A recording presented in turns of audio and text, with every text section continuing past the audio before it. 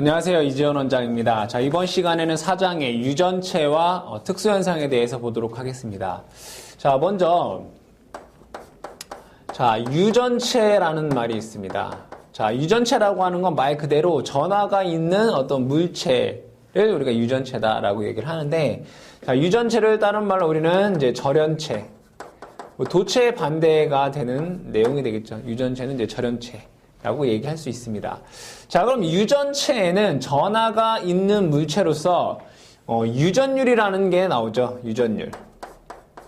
자, 그러면 여기서 유전율이라고 하는 건 뭐라고 할 수 있겠습니까? 전하가 있는 어떤 비율이다. 그렇죠? 유전율을 우리는 입실론이다라고 하고, 자, 입실론 제로, 입실론 S다라고 얘기를 합니다. 자, 여기서 입실론 제로라고 하는 것은 공기나 진공 중에서의 유전율로서 이 입실론 제로라고 하는 값이 36파이분의 10의 마이너스 9승 또는 8.85 곱하기 10의 마이너스 12승이다라고 합니다. 단위는 페러퍼 메타가 될 것이고요. 자, 입실론 S라고 하는 것은 우리는 뭐라고 하냐? 비유전율이다라고 얘기하죠. 비유전율. 즉, 비유전율이라고 하는 것은 공기나 진공에 비해서 몇 배냐 이런 얘기입니다. 자, 예를 들면 물의 증류수의 비유전율은 80입니다. 그 얘기는 뭐냐? 공기나 진공 중의 유전율보다 80배가 크다라는 뜻이 되겠습니다. 그래서 이 비유전율은 뭐가 되겠습니까? 입실론 제로분의 입실론이 되는 거죠. 이 식에 의해서. 그래서 입실론 S는 입실론 제로분의 입실론. 즉, 공기나 진공에 비해서 유전율이 몇 배냐라고 하는 것을 우리가 비유전율이다라고 얘기를 합니다. 자, 그러면, 지난 시간에 배웠던 이 평행판 콘덴서에 대한 내용으로 가지고 얘기를 해보면, 자, 여기에서 우리가 이 극간격을 D라고 보고요. 자, 여기 면적 S. 자, 여기에는 유전율 입실론이라는 게 있다라고 보죠. 자, 그럼 얘는 플러스 시그마로 대전되어 있고 마이너스 시그마라고 대전되어 있으면 이때 여기에서 자, 전개는 이러한 식으로 전개가 형성이 된다라는 것을 우리는 알고 있습니다. 자, 그러면 이 평행판 콘덴서에서 정전 용량 C라고 하는 것은 입실론 D분의 S입니다. 즉, 이 유전율은, 자, 이 유전율과 이 정전 용량은 유전율에 비례한다라고 알 수가 있고요. 자, 전개색이 E는 뭐라고 쓸 수 있습니까? 입실론분의 D다라고 쓸 수 있죠. 입실론분의 D. 이 D 대신에 면전화 밀도인 시그마라고도 쓸 수가 있습니다. 그렇죠? 자, 유전율에 반비례한다. 자, 근데 여기에서 전이 V라고 하는 것은 전개세기 곱하기 D입니다. 그렇죠? 당연히 전압도 이 전개세기와 비례하기 때문에 유전율에 뭐하다? 반비례하다라는 걸 알 수 있습니다. 따라서 공기 중에 공기나 진공 중에 정전 용량을 C제로, 전위를 전개세기를 E제로, 그 다음에 전위를 V제로다라고 했을 때 유전체에서는 이제 비유전율 뭐고 입실론 S가 되겠죠. 이때 이걸 C, E, 이거를 V다라고 하면 유전체에서 정전 용량, 그 다음에 전개세기, 그 다음에 전이 V다라고 하면 입실론 S는 비유전율은 C의 C제로는 뭡니까? 비례한다 이겁니다. 자, 유전율과 정전 용량은 뭐한다? 비례한다. 이것은 어떻게 볼 수 있냐? C제로 뭡니까? 입실론 제로 D분의 S이고, 자, C는 뭡니까? 입실론 제로 입실론 S D분의 S니까 나머지가 다 약분이 되면, 그쵸? 뭐만 남습니까? 입실론 S만 남더라 이겁니다. 그래서 이 입실론 S는 비례하기 때문에 C제로분의 C가 되고, 얘는 E는 반비례하기 때문에 거꾸로 2분의 E 제로가 되고, 얘는 V분의 V제로가 되더라. 자, 중요한 것은 C는 비유전율에 비례하고, E는 S라고 써볼까요? 비유전율에 반비례하고, 그 다음에 전이 V도 비유전율에 반비례한다. 즉, 비유전율이 증가하면 전위 및 전개세기는 감소하게 되고, 정전 용량은 뭐한다? 증가한다라고 하는 이러한 관계식을 여러분들이 알 수 있습니다. 자, 교재에 보면 각종 물질에 대한 비유전율이 나와 있는데 여러분들 공부하시는데 참고하시기 바랍니다. 자, 두 번째 나와 있는 것이 이제 유전체 분극입니다. 유전체 분극. 자, 유전체 분극이 뭐냐 한번 보도록 하겠습니다. 자, 만약에 어떠한 콘덴서가 있는데, 정전 용량이 있는데, 자, 여기에는, 자, 전위를, 플러스 마이너스 전위를 이렇게 가해 보도록 하겠습니다. 자, 그러면 이쪽은 플러스고 이쪽은 마이너스입니다. 자, 그럼 여러분들 아시다시피 여기가 플러스라는 얘기는 여기에 플러스 전하가 이렇게 뭐 한다는 얘기가 모여있다 이런 얘기가 되겠죠. 그죠? 자, 그리고 반대로 반대쪽에는 마이너스의 전하가, 그쵸? 마이너스의 전하가 이렇게 모여있더라 이겁니다. 자, 그러면 여기에 있는 전자가 이쪽으로 이렇게 가서 마이너스가 모여있는 것입니다. 그죠? 얘를 우리는 뭐라고 하냐? 얘를 자유 전자, 또는 자유 전하라고 볼 수가 있고요. 자, 그러면 이 콘덴서 안에, 이 C 안에는 뭐가 있습니까? 이러한 유전체가 있습니다. 자, 그럼 이 여기 있는 안에 있는 유전체는 얘도 마찬가지로 플러스 극과 마이너스 극이 있는데 당연히 플러스라고 하는 애는 이쪽으로 모일 것이고요. 마이너스라고 하는 애는 이쪽으로 모일 것입니다. 그러면 이 플러스와 마이너스라고 하는 애들은 바깥으로 나갈 수 있는 것이 아니라 요 안에서만 뭐 할 수 있는 겁니까? 움직일 수 있으면서 플러스와 마이너스가 어떻게 되냐? 분리된 겁니다. 그러면서 미소한 전기 쌍극자가 되더라 이겁니다. 즉 여기에 있는 전하들은 자, 이 여기 있는 자유전자는 바깥으로 움직일 수 있는 애들이고 이 유전체 안에 있는 이 플러스와 마이너스라고 하는 애들은 움직일 수는 있지만 이 안에서 나갈 수 없는 얘네들은 이제 속박전하다라고 합니다. 속박전하, 움직일 수 없는 속박전하다 이렇게 얘기를 하죠. 자, 그러면 여기에서 자, 여기는 플러스 시그마라고 하는 걸로 대전되어 있고 여기는 마이너스 시그마라는 걸로 대전이 됩니다. 면전함 밀도를 얘기를 하는 겁니다. 그럼 이 안에서는 유전체 안에서는 여기는 분명히 마이너스니까 마이너스 시그마 다시 여기는 플러스 시그마 다시라는 애가 되겠죠. 자, 전체적으로 봤을 때 전개는 여기에서 이쪽으로 전개가 이렇게 형성이 될 것이고, 그죠? 자, 이 유전체 안에서는 여기에서 이러한 방향으로 전개가 형성이 되더라 이런 얘기죠. 자, 이것을 이 안에서 유전체 안에서 플러스와 마이너스가 분리되는 이러한 것을 우리가 이제 분극이다라고 합니다. 분극. 극이 뭐 됐다? 분리가 되었다. 자, 극이 어떻게 됐다? 분리가 되었다 이런 얘기가 되겠죠. 자, 이런 것을 분극 또는 분극 현상이다라고 얘기를 하죠. 자, 그럼 여기에서 이 유전체에서 이것을 보게 되면 이 안을 확대해서 보면 자, 미소한 면적에 그쵸? 요렇게 볼 수 있습니다. 자, 요렇게 보면 자, 여기는 플러스 시그마 다시라는 애가 된 거고 이쪽은 마이너스 시그마 다시라는 애가 될 거지 않습니다. 그죠? 자, 그러면 이것을 우리가 뭐라고 쓸 거냐. 자, 여기의 면적을 미소 면적 ds라고 하고 이것의 분극은 뭐예요? 플러스 시그마 다시. 그쵸? 자, 그럼 얘는 미소 면적 ds에 대해서 자, 여기에 전하량이 시그마 다시가 될 거 아니지 않습니까? 그죠? 자, 이것을 우리는 뭐라고 하냐. 분극의 색이다라고 합니다. 이것을 뭐 ds분의 시그마 다시, 그러니까 미소 면적이니까 ds라고 한 거고 미소 면적의 면전함 밀도를 우리가 시그마 다시라고 한 거죠. 자, 그러면 이것을 자, 곱하기 양쪽에 d 곱하기 d를 해보도록 하겠습니다. 여기서 말하는 d라고 하는 것은 여기의 길이입니다. 요거의 길이. d. 자, 그러면 자, 이것을 다시 써보게 되면 자, 이것은 면적 곱하기 요 길이니까 요 면적에다 길이 곱하면 뭐가 됩니까? 부피, 최적이 됩니다. 최적. 자, 여기는 전하량 곱하기 거리. 뭐가 되는 겁니까? M. 전기 쌍극자 모멘트죠. 이것을 뭐라고 한다? 쌍극자 모멘트라고 합니다. 자, 그래서, 자, 분극의 세기는,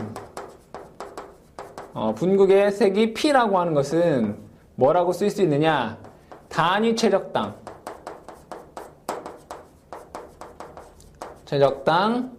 쌍극자 모멘트라고 합니다. 전기 쌍극자 모멘트다라고 얘기를 할 수 있습니다.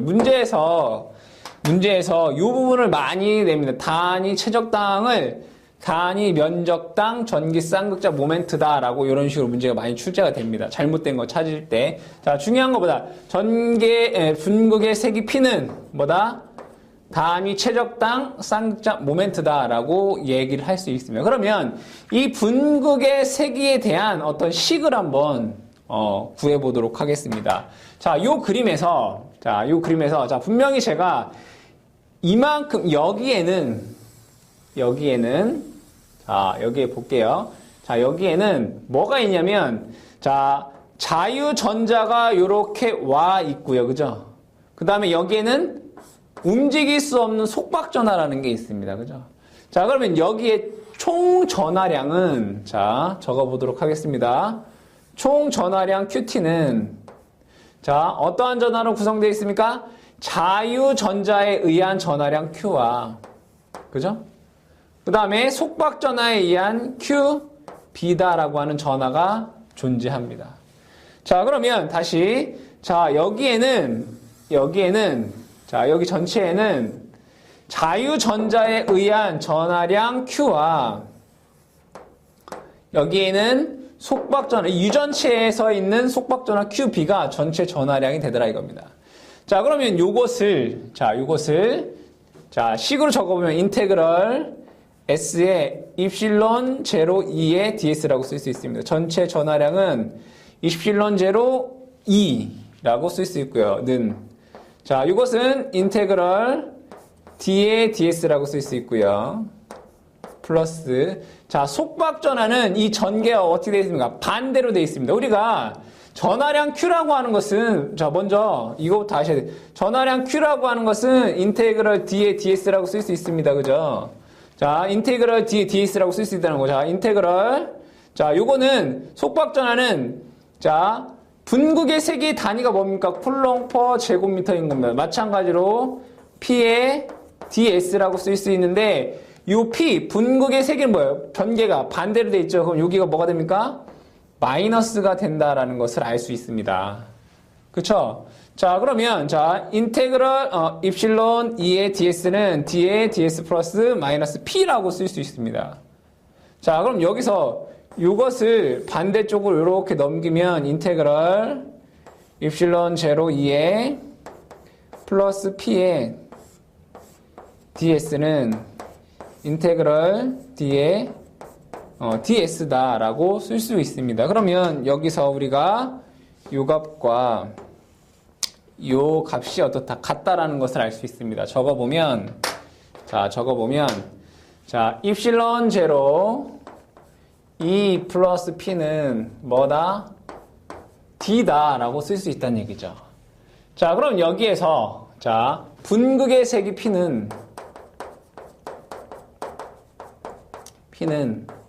D 마이너스 입실론 제로 2다라고 쓸 수 있는 것이고, 자, 다시 쓰게 되면, 자, D는 뭡니까? 입실론 제로, 입실론 S 2에 마이너스 입실론 제로 2가 되겠죠. 자, 그럼 여기서 입실론 제로 2로 묶으면, 입실론 제로 2로 묶으면, 입실론 S 마이너스 1이다라고 하는 식으로 우리가 뺄 수 있습니다. 그쵸? 자, 이것을 조금 더 다시 쓰면, 입실론 제로, 입실론 S 마이너스 1에 2다라고 쓸 수 있고, 자, 여기에서, 자, 요게 이제 분극의 세기 P입니다. 자, 그럼 P는, 자, 요 부분을 카이라고 써볼게요. 카이. 입실론 제로, 입실론 S 마이너스 1을 카이라고 쓰면, 카이에 2다, 이렇게 쓸 수 있습니다. 그러면 여기에서, 요 카이를 우리가 뭐라 하냐, 분극률이라고 합니다. 분극률 카이는 그쵸? 카이는 입실론 제로, 입실론 s 마이너스 1이 되고, 자 여기서 입실론 마이너스 1이라고 하는 거는 이걸 비분극률이라고 합니다. 비분극률. 비분극률은 뭐라 한다? 입실론 s 마이너스 1이 비분극률이 됩니다. 자, 문제에서 이 분극의 세기를 묻는 공식이 많이 출제가 되기 때문에 여러분 분극의 세기에 대한 공식을 잘 기억하고 계셔야 됩니다. 그러면 이 분극의 세기에 대한 공식을 문제가 많이 출제되기 때문에 여러 가지를 보면 P는 자 먼저 입실론 제로, 입실론 s 마이너스 1의 2다 라는 공식으로도 쓸 수 있지만 이 2라고 하는 것은 입실론 제로, 입실론 s 즉 자 여기서 요 식을 그대로 쓰면 D에 마이너스 입실론 제로 2가 될 것이고 다시 쓰면 D 마이너스 입실론 제로분의 2라고 하는 것은 입실론 SD라고 쓸 수 있습니다. 그쵸? 자, 여기다가 입실론 S를 곱하고 나눠주면 입실론 S분의 D가 되죠. 따라서 1 마이너스 입실론 S분의 1에 D라고도 쓸 수 있더라. 그래서 이 분극의 세기를 구하는 공식을 다양하게 여러분들이 알고 계셔야지 문제를 푸실 수가 있겠다. 그래서 공식 가장 중요한 우리가 이번 시간에 배우는 내용 중에 이 분극의 세기가 문제에 가장 많이 나온다라고 얘기해도 무방할 정도로 어쨌든 많이 출제되는 문제이기 때문에 공식 꼭 좀 기억해 주시기 바랍니다. 자, 그 다음에 경계 조건을 한번 보도록 하겠습니다. 경계 조건. 자, 경계 조건을 얘기하기에 앞서 여러분들한테 예를 들어 한번 얘기를 해보도록 하겠습니다. 자, 여기는 자 물이고 여기는 공기 중이다라고 보도록 하겠습니다. 실질적으로 나무 막대기를 이렇게 꽂아 넣으면 실제 우리가 눈에 보이는 것은 어떻게 보입니까? 여기는 이대로 보이지만 여기서는 막대기가 이렇게 꺾여 보입니다. 즉 여기서 공기와 물이라고 하는 매질이 다르기 때문에 빛이 뭐가 생기는 겁니까? 굴절이 생기는 겁니다. 마찬가지로 우리가 자 유전율이 다른 어떠한 경계에 자 여기에서 자 여기는 유전율이 입실론 1이고 여기는 입실론 2다 라고 했을 때 자 이 경계에서 자 전개와 전속이 입사한다면 자 여기에 E1 E2다 D1 자 전개와 전속이 입사한다면 마찬가지로 여기서도 뭐가 된다? 이러한 식으로 뭐가 된다? 굴절이 되더라 이겁니다. E1 E2 D2 어떻게 된다? 굴절이 된다. 매질이 다르게 되면 자 여기에서 E1과 E2가 입사되었을 때 자 매질이 다르면 여기에서 E2와 D2로 뭐 한다는 얘기가 이 값이 어떻게 된다? 바뀌더라 이런 얘기입니다. 자 그러면 자 여기에서 요 수직과 이루는 각 요 세타라고 하는 세타 1을 요 세타 1을 우리는 입사각이다라고 얘기를 하고요. 자, 그 다음에 이 경계면의 수직과 나가는 요 각을 세타2다라고 하고 요 세타2를 굴절각이다라고 얘기를 합니다. 굴절각, 입사각, 굴절각. 그러면 여기에서 우리가 수학적으로 얘기를 또 해줘야 된다 이겁니다. 자, 첫 번째는 뭐냐면 자, 경계면에서 자, E1과 D1이 있을 때, 자, 이것을, 자, 만약에 이러한 어떠한 벡터가 있다라고 하면, 이 벡터를, 자, 이러한 성분으로 나눌 수 있고요. 그쵸? 그 다음에, 이러한 성분으로 나눌 수가 있습니다. 자, 그러면, 이 각도를, 자, 요 각도를, 요것을 세타다 라고 했을 때, 또는 여기를 세타다 라고 했을 때, 보시게 되면, 자, 여기가 세타라고 하면, 자, 요 빨간색은 우리가 수직 성분이다 라고 얘기를 하고, 자, 이 노란색 부분은 수평 성분이다 라고 얘기를 합니다. 자, 그러면 이 그림에서 이완이 지금 입사가 이렇게 되고 요 값이 세타 1이다 라는 값입니다. 자, 그러면 여기에서 자, 이 경계면과 같은 성분인 자, 이완에는 이러한 성분이 있을 것이고요. 그쵸? 경계면과 수평인 이완 여기서 보시면 요 길이는 뭡니까? 사인이랑 같죠. 사인 세타 1. 그쵸? 요 길이 사인 세타 1. 그 다음에 자 여기에서 E2에서 자 요 값에 이 경계면과 수평인 요 부분 자 요 부분도 당연히 사인이죠. 여기서 사인 그쵸? 그래서 E2 사인 세타 2 즉 요 값과 요 값이 어떻다? 같다 이겁니다. 그러니까 첫 번째는 뭐냐? 전개는 경계면이라고 하는 것은 유전율 입실론 1, 입실론 2의 경계를 뜻합니다. 경계면과 자 전개는 경계면과 수평 성분이 같다 이거예요. 즉 이 그림에서 자 이완이 이렇게 들어오고 E2가 이렇게 나갈 때 우리가 입사각을 여기를 세타 1, 굴절각을 여기를 세타 2다라고 했을 때 요 길이와 요 길이는 어떻다? 같다 이겁니다. 다시 요 길이와 요 길이는 같다. 자, 이것을 식으로 쓰면 E1 사인 세타 1은 E2 사인 세타 2가 된다. 이런 얘기가 되겠고요. 자, 그 다음에 수직 성분. 자, 요 부분이 뭡니까? 요 부분. 이게 경계면과 수직 부분이 요건 거죠. 자, 경계면과 수직 부분 요거. 자, 그 다음에 마찬가지로 여기에서도 이 경계면과 수직 부분인 요거를 보도록 하겠습니다. 자, 두 번째는 뭐냐? 전속 밀도는 경계면에 자, 전개는 뭐야? 수평 성분이죠. 수직 성분이 같다 이겁니다.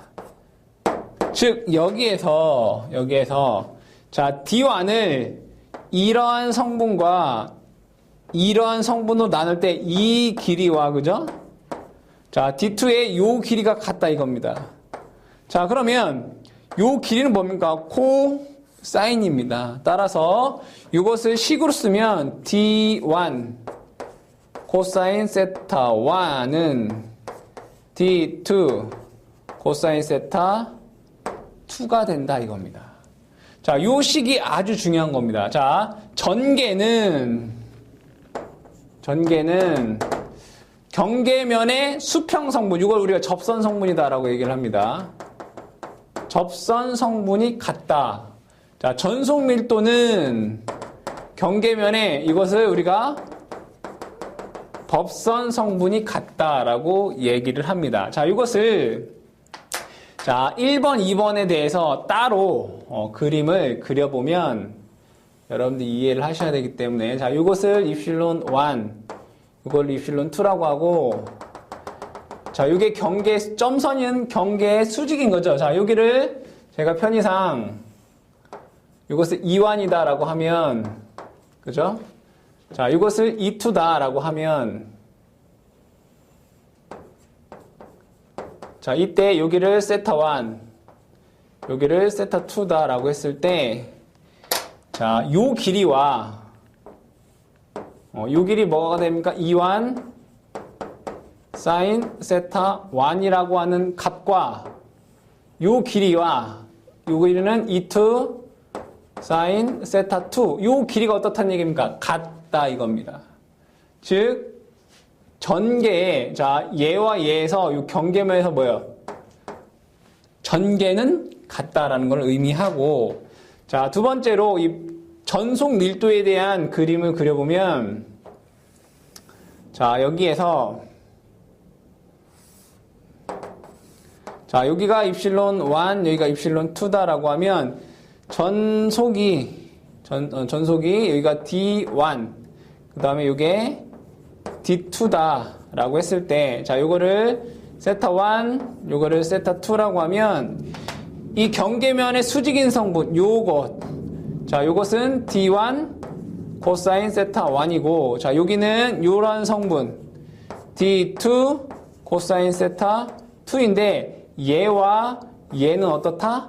같다. 경계는 어디입니까? 중요한 건 경계는 이겁니다. 경계는 이겁니다. 즉 중요한 건 경계면에서 경계면과 전개는 수평 성분, 접선 성분이 같고 전속 밀도는 경계면의 수직 성분이 같다. 연속이다라고 우리는 얘기할 수 있습니다. 자, 그렇다면 요 식을 통해서 이렇게 한번 적어 보도록 하겠습니다. 자, 분명히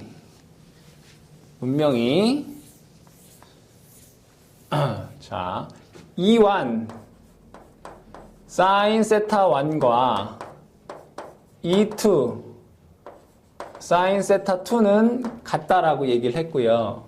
자, D1 코사인 세타 1과 D2 코사인 세타 2는 같다라고 얘기했습니다. 자, 그럼 당연히 요것의 비율과 요것의 비율도 어떻겠습니까? 당연히 같겠죠. 그죠? 자, 그럼 그대로 한번 적어보면 E1 사인 세타 1 자, 이것을 뭘로 나눈다?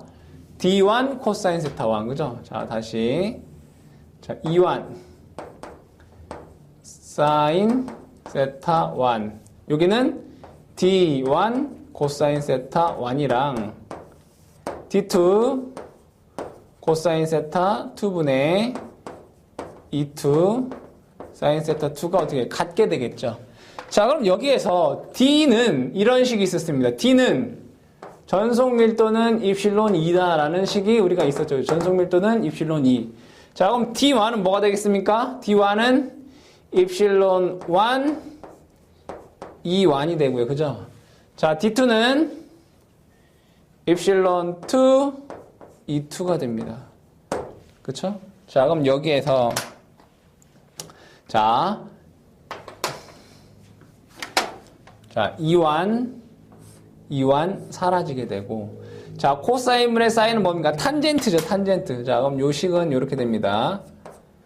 입실론 1분의 탄젠트 세타 1은 자, 여기도 마찬가지로 E2가 사라지게 되면서 코사인분의 사인이기 때문에 입실론 2분의 탄젠트 세타 2가 됩니다. 자, 그럼 얘는 이쪽으로 오고 얘는 이쪽으로 바꾸면 두 개 자리 바꿀 수 있죠. 그죠? 자, 이렇게 쓸 수 있습니다. 탄젠트 세타 2분의 탄젠트 세타 1은 입실론 2분의 입실론 1이 된다 이겁니다. 자, 그러면 우리가 탄젠트 그래프를 한번 그려보면 이렇게 그릴 수 있습니다. 자, 여기가 90도다라고 하면 이렇게 됩니다. 즉, 각도에 비례해서 증가합니다.